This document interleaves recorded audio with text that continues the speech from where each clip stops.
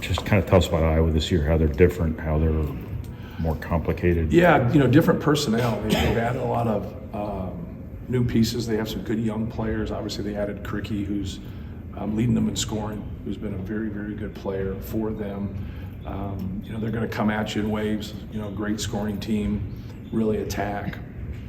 Sanford has really extended his game in terms of using his dribble, dribbling down post. Obviously, he's always been a great shooter, and you just got to know where he is on the court. But they have a lot of interchangeable pieces. Tony Perkins, Patrick McCaffrey, guys that can do a lot of different things. So from a defensive standpoint, Cricky's a guy that'll stretch out Zach and take him out on the court, whereas those other guys are great at driving and making plays and knocking down threes. But one of the keys against them, in my opinion, is being able to make baskets against them, to set your defense. Like if you're not making baskets or you're turning the ball over, you're really feeding into what they do. And they've just been one of the best offensive teams in the country. So I think that's where it starts for us, taking care of the basketball. And obviously in the last game, we had some struggles with that.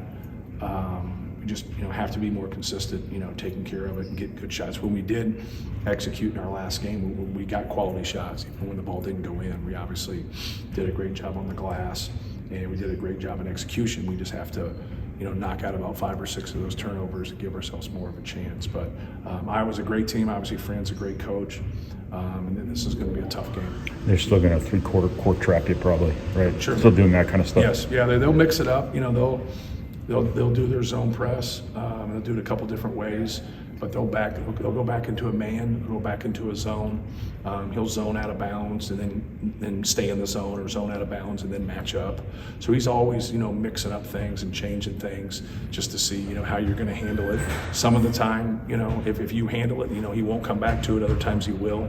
So I think it's how the other team is dealing with change, but it's also, I think it's his personnel at times. Like, he likes certain groups to be more aggressive than other groups. Talk a lot about fixing the turnover issue. Yeah. What is it that needs to be done? Because obviously, it's kind of an open thing not to do. I think when you have a couple turnovers there late for us, we had 3 post feeds that were turnovers. From a functionality standpoint, you're trying to get the ball to Ross-Ade, right? And so one was just the connecting between the post guy and the passer. The other one was a foul that didn't get called, which the referees, even going back and watching, did a fabulous job, especially in comparison to last year. The other one was just connecting again. We have him in the post and just handling the pressure right there. It's a play that we had ran. I think it was the 3rd or 4th time we had ran it. We'd executed it and made the play and made the pass. So you went back to something late when you needed something that you felt comfortable with, and our passer his pressure just bothered him, and we turned the ball over. So when you're making those turnovers, sure, you got to do a better job with it, but you're still trying to do what we're asking you to do and get the ball inside. We had 2 different turnovers, one against a press and one on a pass by Braden, that they hit out of bounds, that they ended up with the ball. So there's really 2 more that shouldn't count. But they do count, right? Sometimes you get breaks, sometimes you don't get breaks with things. But no, just trying to clean it up. Obviously, Braden has a high number. A couple of those really should be knocked out to where he really only had 4. But we just got to clean it up, just, passing and catching, being on the same page.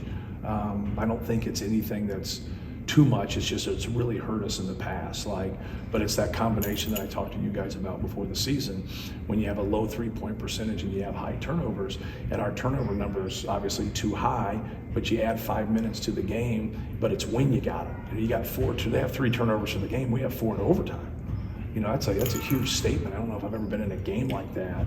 Their 3 guards come in, averaging 18, 11, and 9, and they get 70 points. So the fact that we simply didn't play good perimeter defense, and then we didn't quite take care of the basketball. But when your best player gets 35 points and you out-rebound somebody by 25, you should win the game. And give them credit, because they make huge plays and huge shots. Is it fair to say that almost some of the close issues is usually if you have that many turnovers and shoot that poorly, it's usually not a close game? Correct. But you dominate the glass like that, you're going to offset some of that, and that's where we did in the possession. We still have, well, we out-rebounded by 25 and 14, so we still have 11 more possessions than they have, and you lose the game. You get 41 free throws. So the thing that you got to be able to take from it is there was good things that happened. You get to the free throw line, you dominate the glass, you're getting the ball to Zach. We probably had a handful, 5, 6 times they fouled us. They should be and ones, and they're not. You're just getting the ball where you want it. You're getting a layup or a 5-footer. They foul you. We got to be able to finish at least half of those, if not more. And we just didn't. Then we go to the free throw line, and we had a series of about 4 or 5 trips where it seemed like we split every time. And so now positive things are happening. You're getting 1 point to where we feel we should be getting 3 points on an and one, right? Instead, so you can look at it, glass half full or glass half empty, to where hey, you got a point out of this possession, but we really left 2 points on the table. So just cleaning those things up, being a little bit stronger around the basket, being a little bit stronger with the basketball, being better defensively and guarding on the perimeter, because it wasn't as much as blow-bys. They got us in some ISOs late, and we had a couple of those where we had tough matchups. But for the most part, not having Lance in the overtime hurt us. We went with size, with Cam, and so with that, I think that really put us, in a bind right there. But I could have went with a couple other different people, but at that point, trying to have that balance offensively and defensively, and have size, because I felt like he was getting us deep in that length, and then right away hits a 3, right? So coaching's a lovely business. So go ahead. Is this a game where Iowa, speaking of Lance's speed, probably comes into play with what you anticipate they're going to do defensively, or hopefully you can? Hopefully you having another guard in there that can go with the basketball, especially when they press, or especially if you can generate some things in transition to really, just functionally use, that speed. I think that can really, really help us. But more than anything, guarding the basketball, defending the ball. Bowen's, very quick with it. Their freshman backup point guard is quick with the basketball, and so they have other guys. Perkins is kind of just a bulldog. He can get by with his quickness. He can he can back you down with his size, but trying to get to that sweet spot. More than anything of him and everybody else, just containing the dribble and keeping it there. When they're breaking you down off the dribble and they're getting things in transition, it makes it really, really hard for you. I feel like this turned into a track meet after you had a big lead last year. Yeah. They picked up the pace. They started making shots. They are a very dangerous team, but they're elite when they get behind. I don't know what clicks in their mind, but they're damn good when the game's straight up. But when they get down 10, 15 points or whatever, it just feels like they play a little bit more loose and they let it rip. And not to say that they're not letting it rip before, but his teams, no matter what the personnel, have always been that way. To where they get free flowing. Last year, their game against Michigan State, they're done, right? But not to them. They just keep rolling and keep shooting, and they score whatever it was, 20 points in 2.5 minutes. So the secret is to start slow then?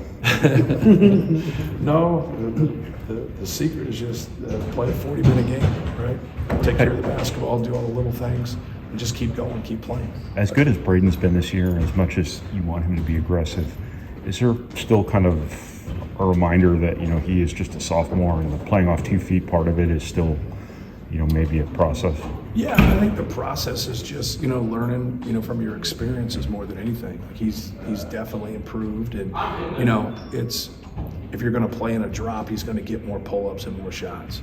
If you're playing a high edge or whatever, he's going to pass the ball more because you're trying to take him out. So it's when people look at him and say, you got to get more shots here, more shots there. Well, after he just went 3 straight games of knocking those down, people are going to watch film and say, okay, we're going to take that away.